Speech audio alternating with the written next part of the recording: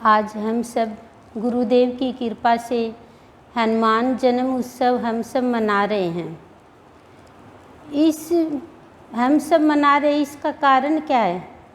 सत्संग में ही मुझे इससे भाव मिला कि गुरुदेव हमें इस चीज़ से ज्ञान करवा रहे हैं, हमें शिक्षा दे रहे हैं कि जैसे कि हनुमान जी बानर का रूप धरकर आए, बानर का रूप धरकर भी भगवान को, श्री राम को, भगवान को पा लिया, उनकी शक्ति को पा लिया, उनको भाव को पा लिया बानर रूप में ही। और हम मनुष्य का रूप धरकर इस धरा पर आए, लेकिन हमने न तो भगवान की शक्ति को पाया न भगवान के भाव को पाया।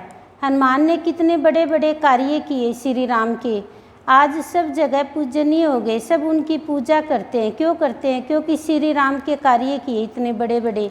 और हम मनुष्य होकर भी हम भगवान के कार्य क्यों नहीं कर पाते? क्योंकि हमारे अंदर वो मनोबल नहीं है, वो शक्ति नहीं है।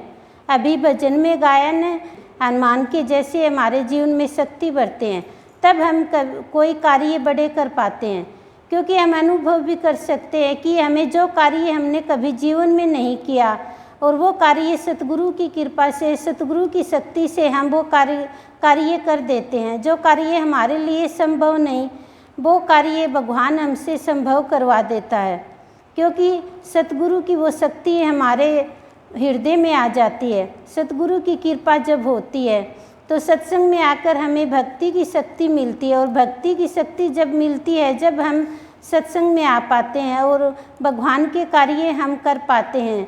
जैसे कि हम धार्मिक कर्मकांड की भक्ति करते थे, धार्मिक कर्मकांड की भक्ति करते थे तो हमारे अंदर हम जो भी क्रोध था, ईर्ष्या थी, बुरी भावना थी, उनका तो परित्याग हम नहीं कर पाते।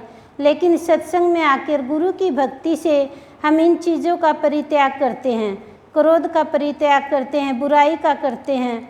और जो भी हमारे अंदर ईर्ष्या है, जो भी लोभ है, लालच है, इन सब का गुरुदेव हमारे जीवन में परित्याग कराते हैं। जब हम एक की शरण ले लेते हैं, एक इष्ट की हम भक्ति करते हैं। गुरुदेव की अमृत वाणी है ना, एक रखे टेक। जब हम एक को मानकर चलेंगे तो वो भगवान हमारी हर पल रक्षा करेगा। लेकिन हम अनेकों में जाएंगे तो भगवान हमारी रक्षा नहीं करेगा। जिन जिन भक्तों ने एक भगवान को मानकर चला तो भगवान ने उनकी रक्षा करी। जैसे कि भाव मिला कि हम जहाँ, जैसे कहीं हम गाड़ी में जा रहे हैं और गाड़ी का बैलेंस है वो बिगड़ जाए तो क्या है, हम घबराने लग जाएंगे कि हमारे जीवन का नुकसान नहीं हो जाए, कहीं कुछ हो नहीं जाए।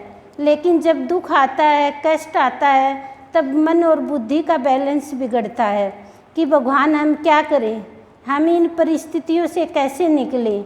जब हम एक का आधार ले लेते हैं, अपने जीवन रथ का सारथी सतगुरु को मान लेते हैं, तब सतगुरु उस बैलेंस को स्थिर करते हैं कि तुम घबराओ मत, मैं हूँ ना तुम्हारे साथ, मैं तुम्हारी रक्षा करूँगा।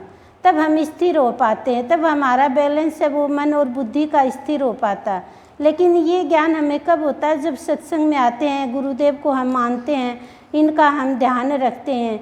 जैसे कि हम कई बार अनुभव भी करते हैं कि जैसे कि हमारे जीवन में जब शुद्ध भावना आती है तो हम अच्छा कार्य करते हैं, और शुद्ध भावना आती है तो हम सबका अच्छा करते हैं। और जब हमारी भावना अशुद्ध हो जाती है तो हमारे मन में भी आता है कि हम भी इसकी बुराई करें, हम ही इसका, जिसने मेरा बुरा किया तो मैं भी इसका बुरा करूं। लेकिन सत्संग में आकर इन चीज़ों को हम पकड़ पाते हैं कि ये मेरे अंदर अब अशुद्ध भावना आ गई, तब मैंने इसके बारे में बुरा सोचा। और लेकिन जब मेरे अंदर शुद्ध भावना थी तब मैंने इसके बारे में अच्छा सोचा। तो लेकिन सत्संग में आकर हमारे जीवन में शुद्ध भावना आती है। गुरुदेव हमारे जीवन में प्यार बढ़ते हैं, भाव बढ़ते हैं, शांति बढ़ते हैं। जब इन चीज़ों का परित्याग हो जाता है ना, बुराई का, ईर्ष्या का, क्रोध का, अहंकार का, इन चीज़ों का, तब हमारे जीवन में प्यार, शांति, आनंद बढ़ते हैं। हम सत्संग में आकर भी देखते हैं ना कि हम आते ही हमें शांति मिलती है। क्यों मिलती है हमें शांति? क्योंकि सतगुरु का भाव ही शांति का भाव है। तब हम इनकी शरण में आते हैं तो आते ही हमें शांति मिल जाती है। और जैसे कि कोई नकारात्मक भाव वाला होता है और हम उसके पास हम बैठेंगे तो हम तुरंत अशांत हो जाएंगे। तो ये चीज़ें हमें सत्संग में आकर हमें इन चीज़ों को पकड़ना आता है कि हम अशांत क्यों हो गए, किस कारण हम अशांत हो गए। हमारा भाव किस कारण बिगड़ गया, ये चीज़ें हमें नोट करनी आती है। पहले सत्संग से पहले हम घर में रहते थे तो इन चीज़ों को हम पकड़ नहीं पाते थे, तो हमारे मन और बुद्धि का वो बैलेंस है वो बिगड़ जाता था कि हम करें तो क्या करें। लेकिन सत्संग में आकर गुरुदेव को हम पुकारते हैं, गुरुदेव हमें इन उलझनों से सुलझाओ, ये इस उलझन में हम फंस गए, तो गुरुदेव हमारी उन उलझनों को सुलझाते हैं। लेकिन उनके हम कार्य करके तो देखें, उनके पग चिन्हों पर हम चलकर तो देखें, उनका भाव हम ग्रहण करके तो देखें, लेकिन हम विश्वास को तोड़ देते हैं। हमारे अंदर विश्वास है वो डगमगा जाता है, और लेकिन हम एक इस पर पूर्ण विश्वास रखेंगे तो गुरुदेव हमारे सारे कार्य करेंगे। तो गुरुदेव का जब हम भाव ग्रहण करते हैं तो हमें इन सब चीज़ों का हमें पता चलता है। जैसे कि एक फूल होता है, वो खिला हुआ फूल होता है तो वो अपनी ओर आकर्षण करेगा, और खिला हुआ फूल होता है वो खुशबू भी देगा। और जैसे कि मुरझाया हुआ फूल है तो उसकी तरफ हम देखेंगे भी नहीं और वो खुशबू भी नहीं देगा। ऐसे ही हम संसार में रहें तो हम खिले हुए फूल की तरह रहें, कोई हमारी ओर आकर्षण हो, हम भी उसको खुशबू दे सके, प्यार की, भाव की, शांति की। हम सतगुरु के भक्तों को देखें तो वो हमारे जीवन में कितनी खुशबू भरते हैं, क्योंकि वे खिले हुए फूल की तरह होते हैं। हम उनकी ओर आकर्षण होते हैं, लेकिन हमारी ओर दुनिया आकर्षण क्यों नहीं होती, क्योंकि हम मुरझाए हुए फूल की तरह हैं।